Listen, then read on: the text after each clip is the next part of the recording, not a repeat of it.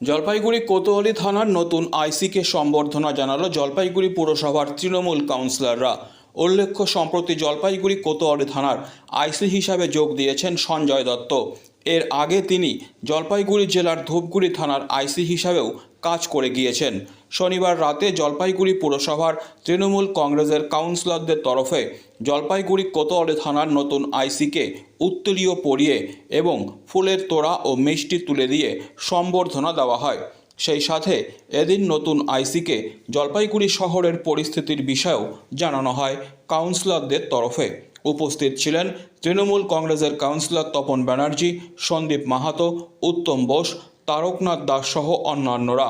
পুরসভার 15 নম্বর ওয়ার্ডের তৃণমূল কাউন্সিলর তপন ব্যানার্জি বলেন, জলপাইগুড়ি শহরের আইন শৃঙ্খলার বিষয়ে নতুন আইসি যথেষ্টই ভালো উদ্যোগ নেবেন বলে তাদের বিশ্বাস। দেখেন, নতুন আইসি জয়েন করেছে সঞ্জয় দত্ত। তো উনি আগে ধূপগুড়িতে ছিলেন, তারপর রতুয়াতে ওনার পোস্টিং ছিল।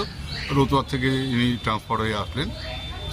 তো উনি ধূপগুড়ি থানার দায়িত্বে ছিলেন, তখন আমরা দেখেছি অনেক ভালো ভালো কাজ তিনি করেছেন। পরিকাঠামো উন্নয়ন করেছেন, বিউটিফিকেশন করেছেন, থানার ভিতরে অনেক ভালো কাজ করেছেন।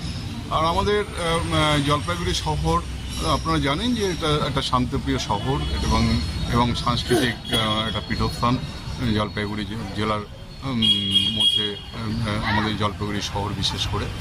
তো সেই সব বিষয়ে আমরা একটু আলোকপাত করলাম। কাউন্সিলররা, জলপাইগুড়ি শহরে যারা কাউন্সিলর রয়েছেন তৃণমূল কংগ্রেসের, তারা সৌজন্যমূলক সাক্ষাৎ এবং সেসব বিষয়ে একটু আলোকপাত করা এবং জলপাইগুড়ি শহরের আইন শৃঙ্খলা রক্ষায় তিনি নিশ্চয়ই তার দায়িত্ব পালন করবেন এবং কাউন্সিলর আমরা যারা রয়েছি আমরা সর্বোচ্চভাবে সাহায্য করব, সেই বার্তাই ওনাকে আমরা দিলাম। কার তরফে দিলেন আজকে?